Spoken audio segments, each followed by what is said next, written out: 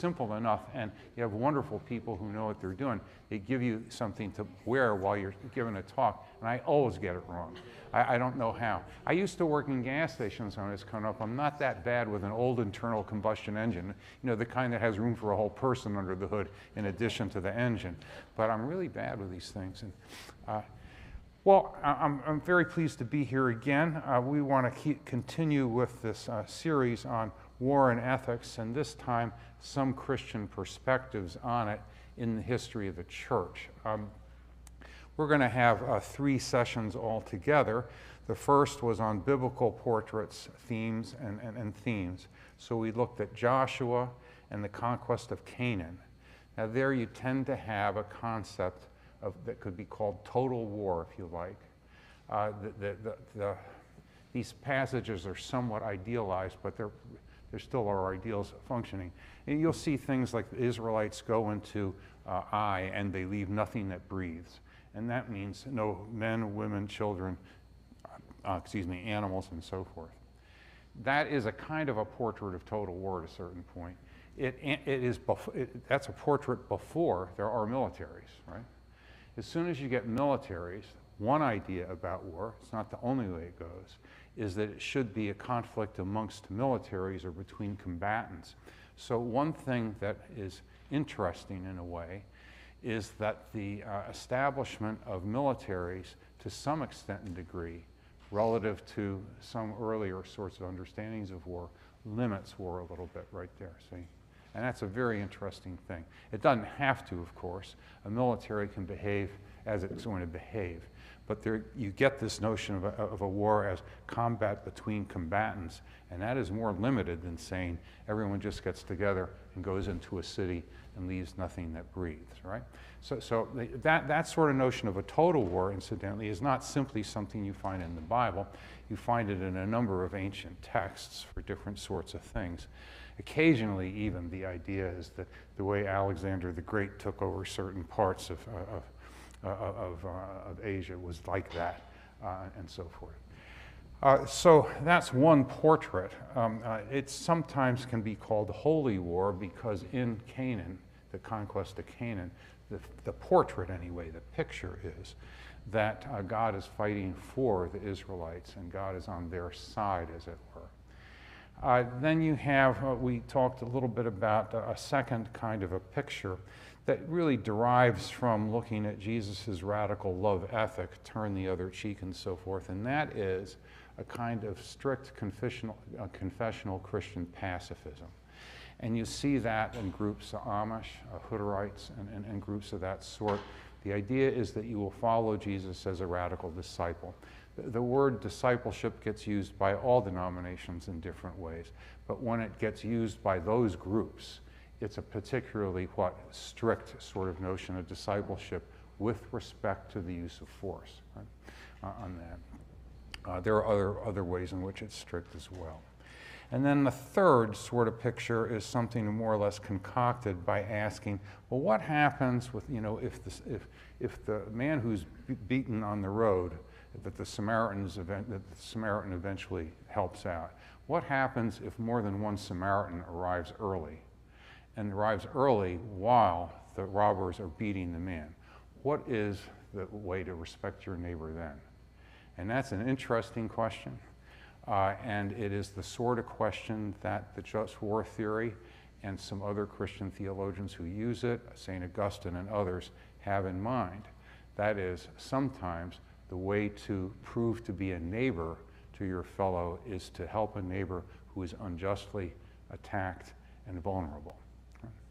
So you've got 3 sort of portraits there. And you can work with things in between.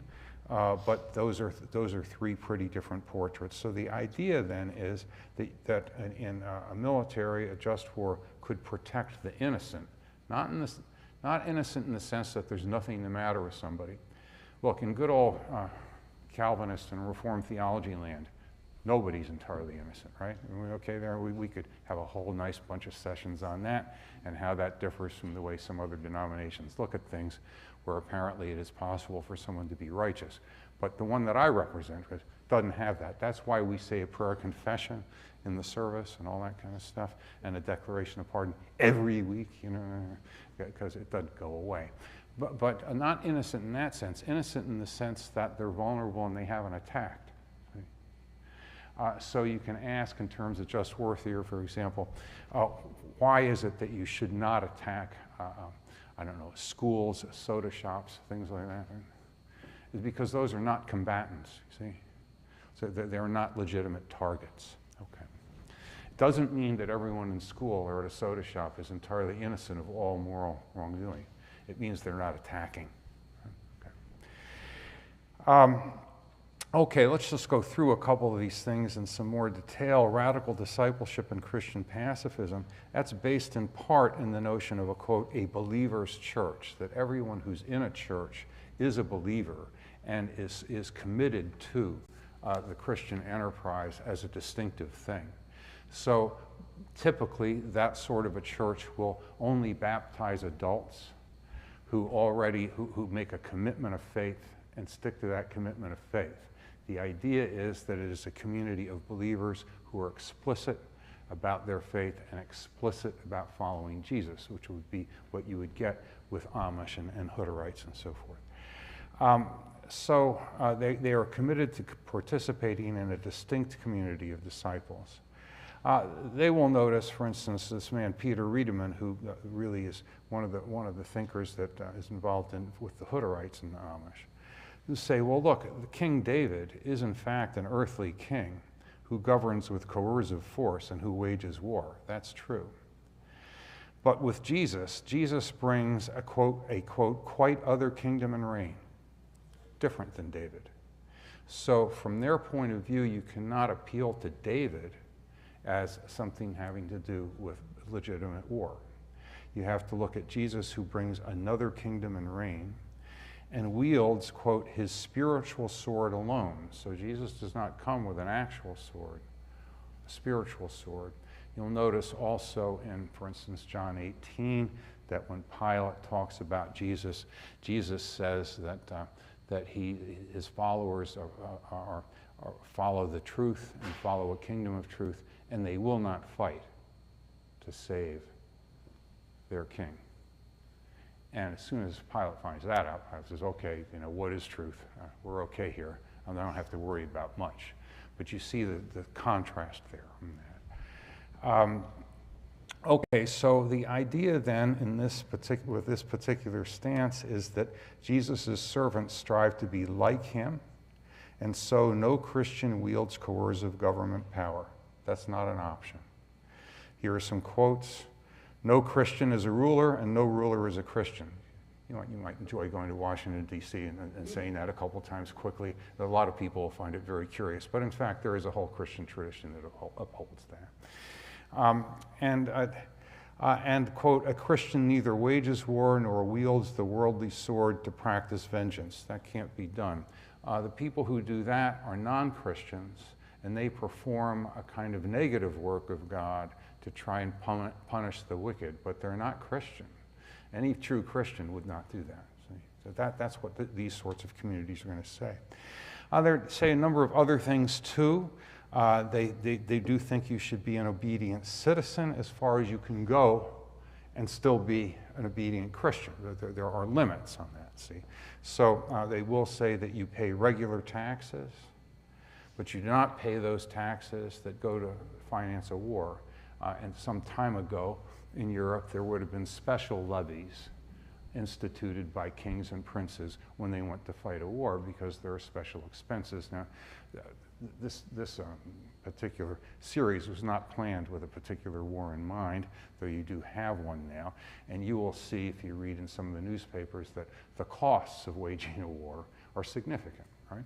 And so usually what used to happen is that princes and kings would charge additional taxes, and those they were not supposed to pay for this particular group. So a faithful witness to Christ's new reign or law is what they are interested in. They are not trying to control historical outcomes. The control of historical outcomes is up to God. It's not up to the church. The church is there to faithfully follow Jesus, period. And if that means that you go to the cross with Jesus, then you go to the cross with Jesus. You're not trying to influence history or have it turn out a certain way. So this is a very different stance than maybe a number of groups take up, but it is a historic one of some importance. And it emphasizes Jesus' teaching and example as a kind of alternative teaching and example. Holy war, another stance we're talking about, is modeled loosely on Joshua and the conquest of Canaan. We fight for God and God's cause to eliminate evil, and God is on our side, is the general notion. This is a stance taken up at different times in the history of the church. Bernard of Clairvaux, an important medieval theologian in Europe, supported the Second Crusade. Right, the Crusades were where armies left Europe to try and take back, quote, the Holy Lands from the infidel or from Muslims, basically. See, and there were a number of reasons why. Some political authorities in Europe were interested in those battles. Some of them were religious, some of them were otherwise. They were not particularly successful campaigns. The Crusades never really won out or anything like that. Mostly they kind of lost. And part of the reason they did, you see, of course, just look at a map. How would you like to try and fight a medieval war that far away from your home base? I mean, it's kind of tough to do. But in any case, Bernard of Clairvaux said that the Crusades were important things, and he wanted people to participate in them and preached about that. He did some other things too. Please don't understand Bernard of Clairvaux simply as a booster of the Crusades. That wouldn't be true. He's a considerable theologian, but he does do this at points. He wants to say that the crusade it's a war to take back God's land from the infidel. So it's God's land, you want to take it back. And take back God's land, and then it ends up being your land. But okay, I mean, you see that these things are going to happen. This is the cause of Christ, and God gives you the opportunity to gain special merit for salvation by serving God's cause. So this is something you can specially do. You will notice that occasionally some Muslim groups, not all Muslim groups, take up a similar stance where you can participate in some sort of military action. You get special merit, right? And if you die in that cause, you have special sort of consideration for salvation. That idea is not a particularly Muslim idea, and it's also here as you see it in Holy War with Bernard of Clairvaux and a variety of other Christian thinkers. So you do have that here. Bernard says you should not attack other Christians. So he's got a different way of talking about war within Europe. And there are rules then. Then he wants to talk about just war and so forth. But when you talk about war against the infidel, then that's different, you see, as that goes. And it's kind of an interesting thing. He is, of course, not the only person to think that. And again, if you look at some of the ideas of some of the Muslim groups that are very radical with respect to a kind of war that's a holy war, and you can do almost anything as you try and press that war, they have different rules for what happens in the Islamic Caliphate with other Muslims, right? So that kind of thing happens in a variety of religious traditions. Interestingly, if you look at major religion, what is a great religion, a great religious tradition, so-called? The scholars talk about 5 of them, right? What they mean is not that the religion is taller than the next one or something like that. It means that it's hung around for a long time, and it keeps surviving. Now, how does a tradition keep surviving for a long time? Well, in part, it accommodates itself to different environments, and it takes things on, a little bit. And that's part of what these great religious traditions do. They're around for thousands of years in a variety of different contexts, and sooner or later, they have different ideas derived from those contexts. They try and monitor those things, and it can be done. But part of what a great religious tradition is just think of like a ship that's been around a long time. It's got a lot of barnacles on it. It's been a lot of places, right? There's a lot of variation in it. And so you will see, for instance, in terms of different sorts of questions of war, to take some Buddhist groups that wage wars against Muslim groups in South Asia and so forth, and have done a number of times. Well, there's a way of interpreting at least certain parts of Buddhism so that it's entirely pacifist, right? You know, but of course, that's not the only way to do it, and so one sees. So also with Hindu things, you know, you read these days sometimes about Hindu nationalism in India, that the Modi administration has an interest in a variety of different ways of trying to unite India, which is not an easy thing to do, and tries to do it in part by saying there's one common religious tradition, which is Hindu. Of course, when you do that, what you're saying is you're defining the Muslims out, which is a key kind of conflict in the history of India and the emergence of Pakistan and things of that sort. So you can see these sorts of things where you have a kind of close identification with God's cause, with the cause of a particular group.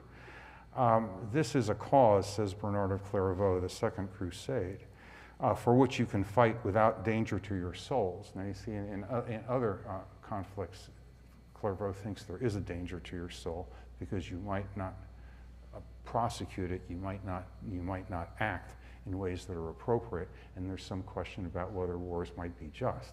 So it could be more uncertain in some circumstances, but here, he's certain.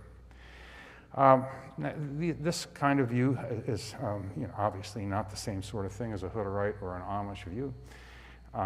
It's not a radical discipleship of Jesus view in the sense of trying to follow line by line teachings of Jesus, which don't come close to this at all. But it is a view, and you can see it sometimes in history. Some views, not all views, but some views of wars in this country against Native Americans sound like this part of the time. Some views of wars against tribal groups in South Africa by some Dutch Calvinists sound like this part of the time. Maybe some views from some decades ago about the United States as God's country versus the Soviet Union as a godless and evil empire, that might sound a little like that. There are, of course, problems with all of these views, potentially. With that last one, there is the small problem that an awful lot of Russians are, in fact, Christians, right, of Orthodox sorts, right? In any case, there you go. So you've got that. Recently, the Secretary of Defense, Pete Hegseth, has made some comments that look like they tend in this direction. You're defending Western civilization over against a threat. You're doing it with the imprimatur of Jesus and God. You're doing it that way. So these stances don't go away, is what I'm trying to say. They recur over time. Now, then a third stance of limited or just war, where we're going to spend a fair amount of time this time and then next time on it. We're going to spend a fair amount of time on it because it is the one that comes closest to what a Reformed or Presbyterian heritage upholds or tries to uphold.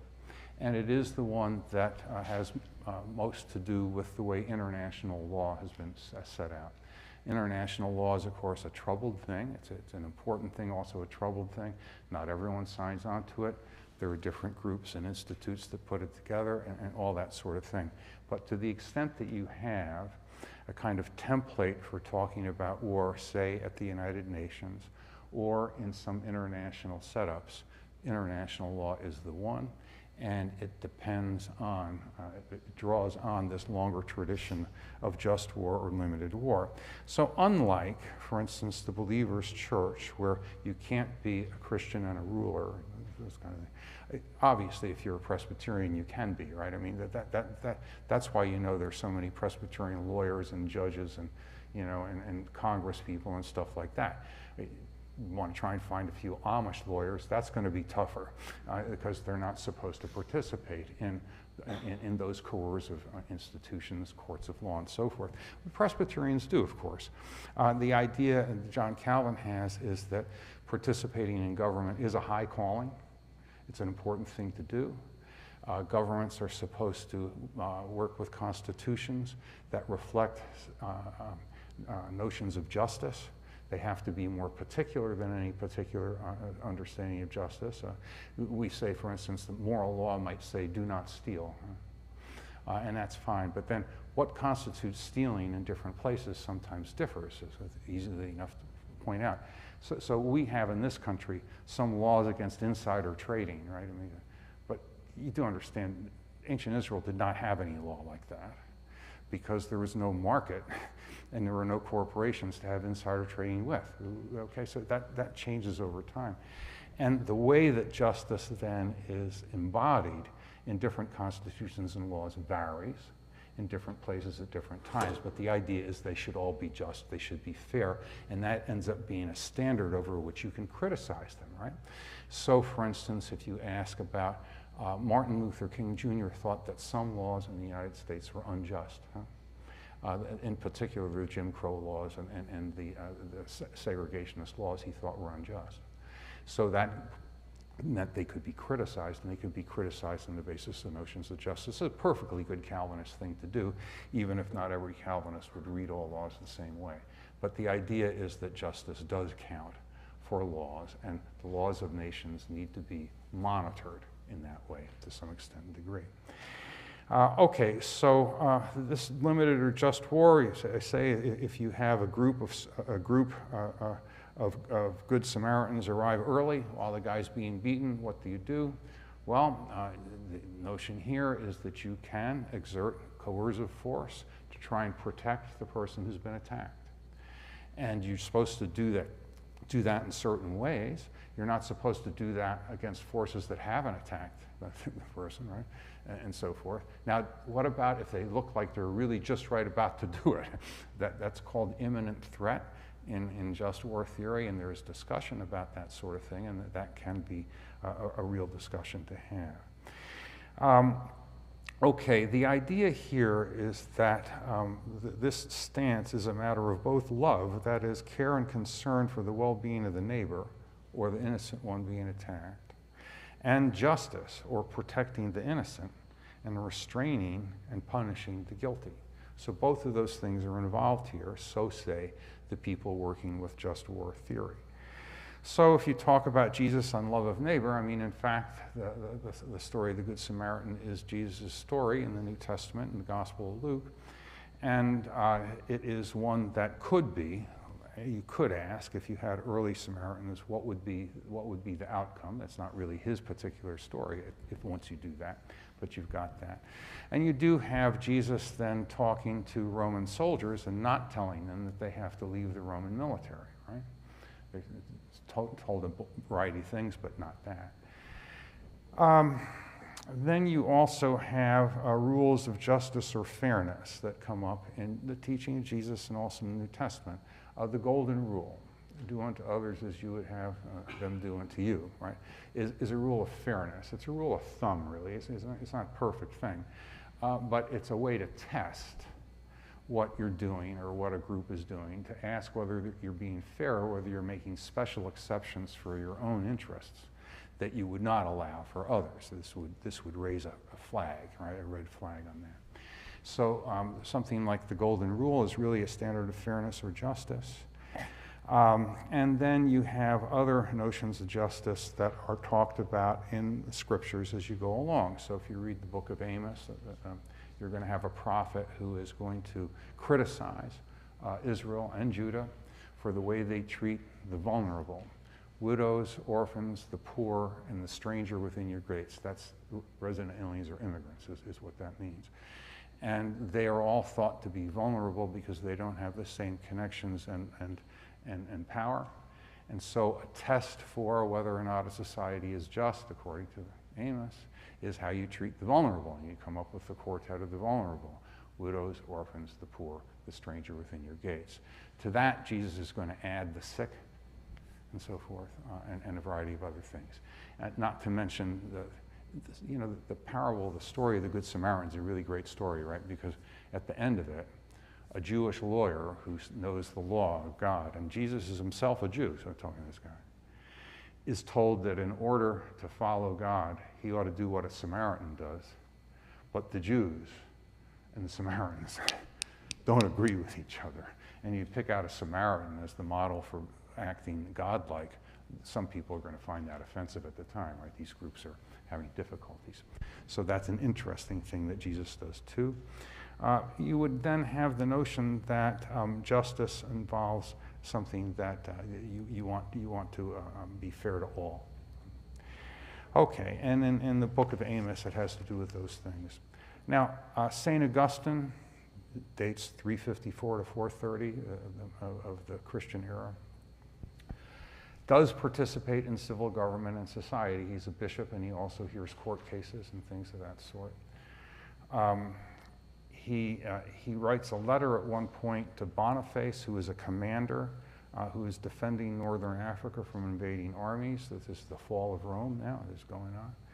And he says that Jesus did not prohibit Roman soldiers from military service. He tells Boniface that Boniface has a legitimate calling as a commander to defend those who are being attacked, that he doesn't need to become a monk to be specially holy. He also wants to say that war should be waged only from necessity with the aim or purpose of obtaining peace. Necessity meaning you try some other things first, and also that you have imminent attacks and so forth. Purpose of attaining peace, you're supposed to have some sort of end of the thing in mind. See, I mean, and the end of the war is not simply you get everything, it is you promote peace in some defensible way. It's what you got from Augustine.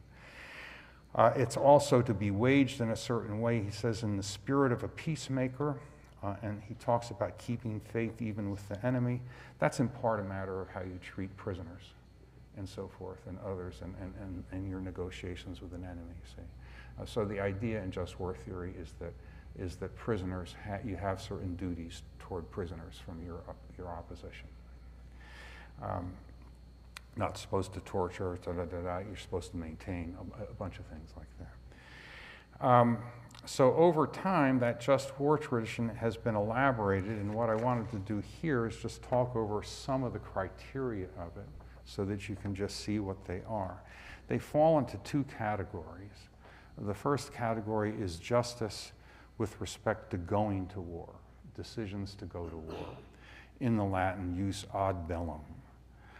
These are often the decisions of political authorities, right? Most armies do not on their own decide whether or not they're going to war, though there is a kind of overlap there when you talk about ancient Rome, where some of the commanders then later become Caesars and things of that sort. But by and large, a king sends, or a prince sends an army into battle, or if you like, in more recent certain government setups, elected political authority, right? A civilian political authority. Okay, so they need to make the decision, and here are some criteria as developed over time, and you'll see they're more developed than anything Augustine talked about in the early 5th century. One is just cause, and that is a matter of defense against threats to innocent life, often elaborated with the phrase imminent threat. So that is something that's about to take place and that can take place very quickly.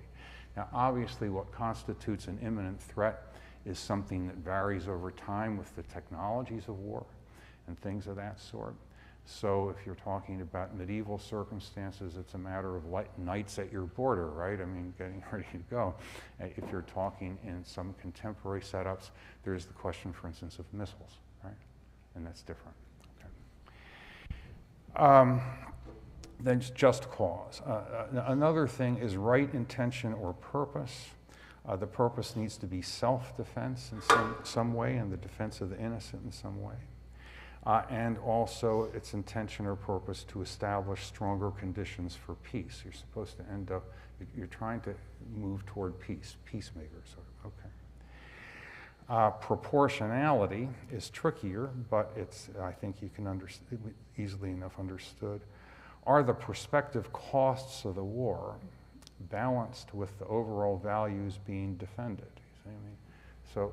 So what's the reason for going to war? What are some of the likely or anticipated costs in terms of deaths of soldiers, deaths of civilians, which you can always predict a little bit, you know, and deaths of opponent soldiers?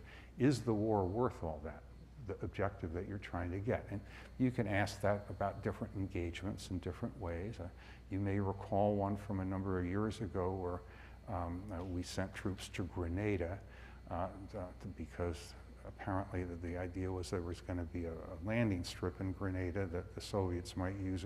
That's a very contested thing. See, and people are not entirely sure what exactly was going on there, right, in terms of proportionality and imminent threat and so forth. We are not alone in having been involved in engagements that sometimes people raise questions about, right? Well, here's another sort of interesting question now. It's not one, it's one maybe for the Russian public to ask. I mean, is Putin's war in Ukraine, has that turned out to be proportionate, or have the costs been much higher than the objective is worth? Well, okay. These are questions that can be asked. And then, but this is all with respect to going to war. And then the last one is reasonable hope of success. And this is supposed to exclude reckless fighting in defense of a cause. The idea then is, if you're political leadership, you know that wars, there's no immaculate war. Wars are things in which people die. People die, persons, material, money is spent, your troops die, other troops die. There's always spillover into a general population, even if you try and target properly. So when you're deciding this business about going to war, one question is, well, is there a reasonable hope of success? You see, or are you just coming up with something that looks a little hopeless and maybe a little irrational in terms of the way you're committing troops on that kind of thing. So those are the criteria there. There are a couple more, but those are some of the principal ones that get developed. And then there's the question of the conduct of war, jus in bello in the Latin, and that is ordinarily a question of decisions of military strategy and so forth. So that's closer to the level of what military commanders and soldiers might decide in different things. The first part is largely political leadership. Okay, so here there are two basic criteria. The first is discrimination, which is you're supposed to discriminate between combatants and non-combatants, and you're not supposed to directly, intentionally target non-combatants or civilians. So another way of talking about this criterion is, quote, non-combatant immunity. It's a pretty general criterion. This tradition does come out of the West, but it comes up with criteria that sometimes are shared in other things. You may perhaps recall when some Afghan groups were, they were outraged because they thought that some US munitions had hit weddings, right? Now why be particularly concerned about a wedding? Because it's non-combatant, if that's the case, right? Now it's a little bit difficult on some of these weddings. You know, people celebrate things in different ways in the world. Like my house in North Carolina around the 4th of July, you know, later in the evening I gotta like roll up the windows, or else the animals will be scared, because Americans celebrate it by setting off a bunch of little firecrackers. Well, sometimes Afghans celebrate some of these things by shooting stuff in the air. Now I don't make a judgment there. I just want to say that celebrations are sometimes not that easily distinguished from other things, okay, but sometimes they are. So discrimination prohibits intentional attacks on civilians, and it involves a criterion called non-combatant immunity. And then there's proportionality, which shows up again, but this time with respect to particular acts in wartime. I want to take this hill. I've got some sort of idea of how many men it's going to cost and so forth. Is the objective proportionate to my anticipated losses, something like that? If I'm a military commander, I'm supposed to take that into account with my own people, and not just send them off for objectives that are of questionable value and high cost, right? And those are some of the ways in which that has been elaborated. That does turn out to be part of the template for international law. And we'll talk about that next time at The Hague and other places. It's part of what was going on in the Nuremberg trials, et cetera, too, with respect to different things and treatment of people. What are some of the things we can say there, at least, about international law? Not everyone signed up on it. That's one thing. A number of places are signed up on it, and then they're differently signed up to it. You can agree that the criteria of international law are important, but you might not sign up to any way of enforcing them, right? Like at The Hague with different international tribunals. The United States is not signed up for that. So, and some other countries also not. But international law then does track some of these things, and you can see it sometimes. One way you can see it is in the rhetoric of nation states and leadership when they talk about a war. Right? Almost no political leadership wants to say we're targeting non-combatant targets. That's not a popular move in international stuff. It doesn't mean that you know they're not doing it. It doesn't mean they don't want to talk that way, right? Then almost no one wants to say that they started a war without a just cause. So they talk imminent threat. This has come up a number of times in recent years.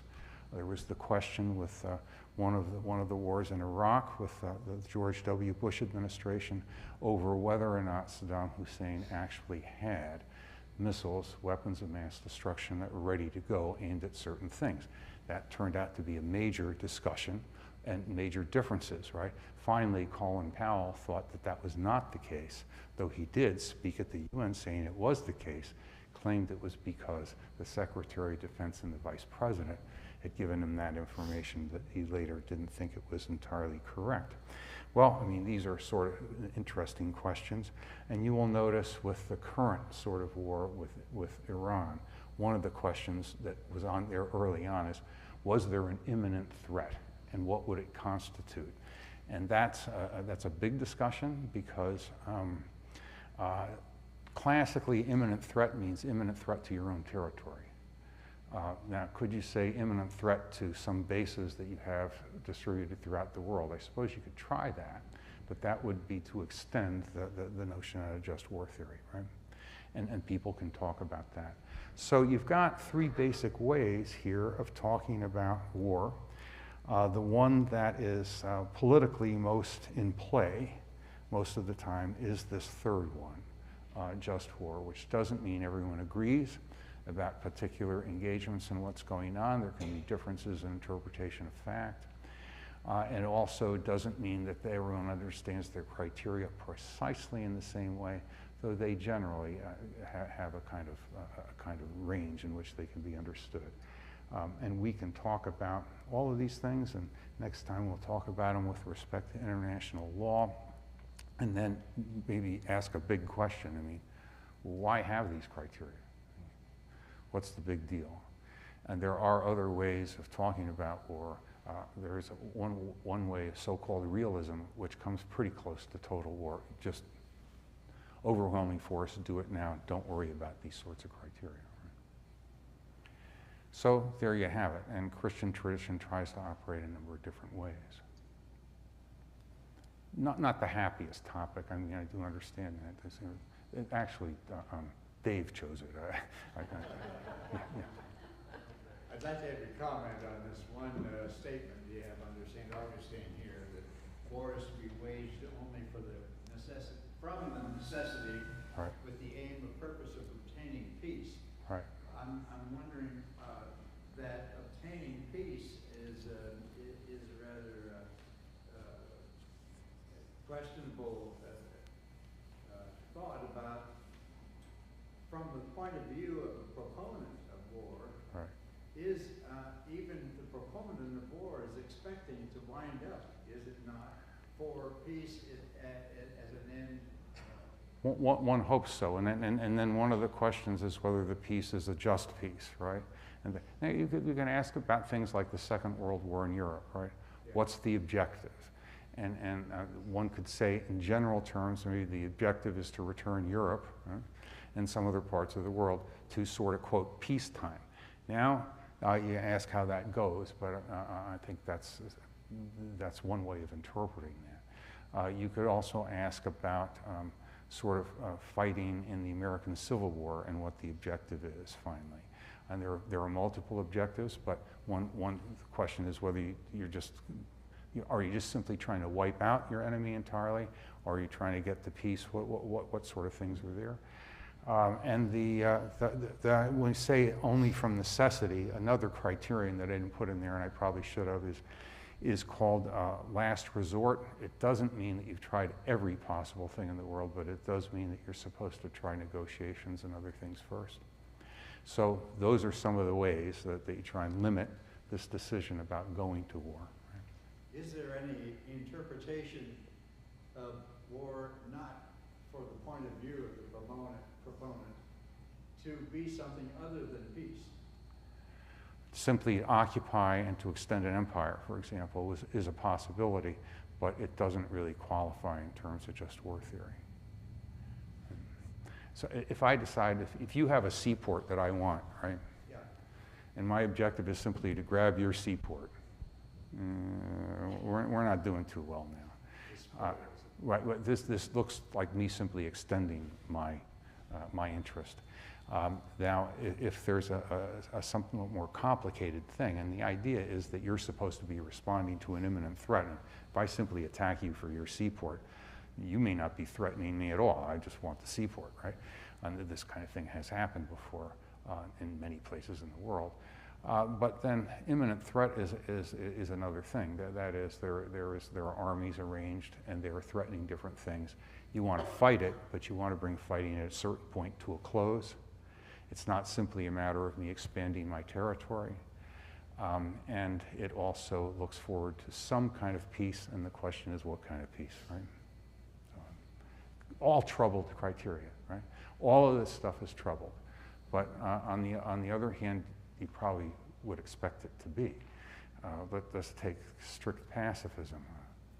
Well, does that mean you're never going to come to the aid of another group? I mean, does that mean that, I don't know, if you have a war over slavery, well, too bad, there go the slaves, we'll just, does that mean, you see how it gets really sticky, is what I'm here to tell you. More so than to take sides on a bunch of things. It's just to go through how difficult these determinations are, and even the more absolute positions they're troubled, you know, in some ways. Is a pacifist allowed to not be belligerent if someone attacks one's spouse? Well, that was the question asked of a presidential candidate not too long ago, right, Dukakis, and he gave an answer, I think, that was perhaps overly cerebral to the question. Well, I mean, if you're a pacifist, you're not supposed to. That's right. You're not supposed to. You may feel a number of different ways about it. Right? So nonviolence is a the Christian tradition has a major preference for nonviolence in most instances, right? But is that preference absolute? I mean, that's an interesting question and hard to say. You can have fun with yourself is by giving yourself the tougher cases, tougher instances to try and figure out. And, you know, look, nonviolent pacifism, follow Jesus, go to the cross. There's a lot of strong and important things about that. Now, but then what about a war to liberate slaves? What about a war to responding to attacks on your own stuff? You put yourself in a difficult spot. That's probably the best thing to do with this material, is always put yourself in a tough spot, see what you think. Obviously, the pacifist tradition is really great, and so, well, then holy war. Well, I mean, you know, the difficulties with holy war are basically there are difficulties of idolatry. Do you really think God's purposes are simply for your side?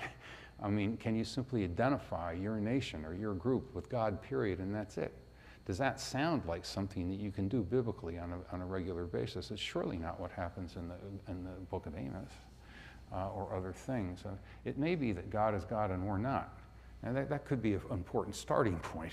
And then you could ask about other things. That doesn't mean that the purposes might never favor some of your purposes. You might want to start there. Starting instead with the idea that God is on my side because, you know, me and God, we're like this, but you, I don't know, but this got one foot on a banana peel, right, theologically, right? You do understand it's not a happy position in a lot of ways theologically. And then also in terms of Presbyterian Reformed tradition, one of the big things you're all scared of is that someone's not going to understand that God is God and other things are not, right? Why do you smash the idols if you're a Presbyterian in the churches? Because you have this major idolatry critique. You don't want to collapse them. Calvin is not about the claim that God is simply on the side of the city-state of Geneva. That's not a possibility there. See? Doesn't mean that God's purposes might not be importantly enacted by Geneva. These are other questions, but a simple identification, rough way to go. So there's a tough one there. And then if you go to just war theory and all that, where are the stoppers? How effective is it? I mean, it looks like it moves this way and moves that way, and it's hard to know how effective a stance it really is once you have nation states with significant armaments and they operate, I know this is not going to be a surprise to anyone, largely in accordance with their own interests. Right? So it becomes a difficult position. But maybe the thing about war is that is inherently difficult and conflicted. Right? There are other worries like that in ethics, right? It's things where you can't get like a clean, simple solution to everything all of the time. Maybe one of the troubles with a lot of current American rhetoric is that very often it sounds like a lot of Americans think there are these things that they can be sure about and completely absolute about, but the chances of them working out too well are not really great, I think. It may be that if you lead a life and you're trying to be faithful, it's not the same thing as discovering how to be entirely without fault, right? Go right back to the worship service. Why is there a call to confession, a prayer of confession, declaration of pardon? A lot of reasons for it, but one of them is, well, we kind of need them, and we're likely to need them sooner or later. Not simply because we start off trying to be evil and terrible, though, give us credit for being creative, right? I mean, I'm sure that one of the reasons I'm pretty good at apologizing sometimes is I've had so many occasions where it's appropriate. So we have that. But you could start off with different things and kind of get faked off base and keep going. And it may be that some things are so complicated that there's no simply completely righteous position all the time. Well, wouldn't that be a kick in the pants and kind of a difficult way of operating? But the religious tradition does want to keep that in mind. Prayer, confession, declaration of pardon. Right? Good old Reformed tradition, you're saved by grace alone. Right? Not by your merits. Right? The merits, you want to go with merits, that's like having 2 feet on banana peels. It's not going to work. You could think this way, and I'll stop with this, but look, suppose I die. We don't really have to suppose that. We can just wait around. And then let's just suppose that then I'm dead and I'm going to some sort of big courtroom, and it's like the courts like in downtown Richmond used to be in South, but more impressive, they're bigger and so forth. And I'm going in there and I'm wearing a tie, I'm going to try and do this right, and I'm feeling a little nervous about it, and then someone tells me, well, look, here's the thing, you go in there, it's an omniscient judge. The judge knows everything. I'm thinking, all right. Boy, that's a kick in the pants, huh? I don't know everything about what I even did, and I know it's not always great all the time. Omniscient judge, so I'm a little low and mean. I go in there, I open the doors, I look up, it's my best friend up there, it's Rick Murgliano, and Italian kids from New Jersey, and it's a little bit of a fixed court. I'm off the hook. Well, look, the thing out of Christian theology land is, who's in a position to judge? Only Christ, and Christ died for you, and for you. It's like your best friend. So in the end, the little thing, it's like a fixed court metaphor. You make it through not because an omniscient judge could never do anything but admire Ottati. I mean, that's crazy. But because you get a break. And that's one of the fundamental things out of the religious tradition. And maybe when you get to some of this stuff about war and so forth, that's That's not the only thing to remember. It's an important thing to remember. You're going to have to try and be faithful, do things that you think are appropriate, knowing all the time that you probably will not entirely succeed, right? Okay. And you want to keep that in mind about the next guy, too, and the other group, too. They're not going to be entirely righteous, but who is? Yeah, okay. Okay, so next time we'll try some of the international law stuff. One of the things you might want to keep in mind is how these criteria track political discourse in a democracy. You'll see some of the same terms come up. Did they negotiate before they go? Was there an imminent threat? Has anyone targeted civilian targets? All these things come up all the time, and they come out of this tradition, and they help frame a kind of discourse, and maybe that's the most positive thing you can say about just war tradition. At least gives you a structure or a template for a discussion about something that's really difficult. Okay? Okay. Thank you. Sure, see you.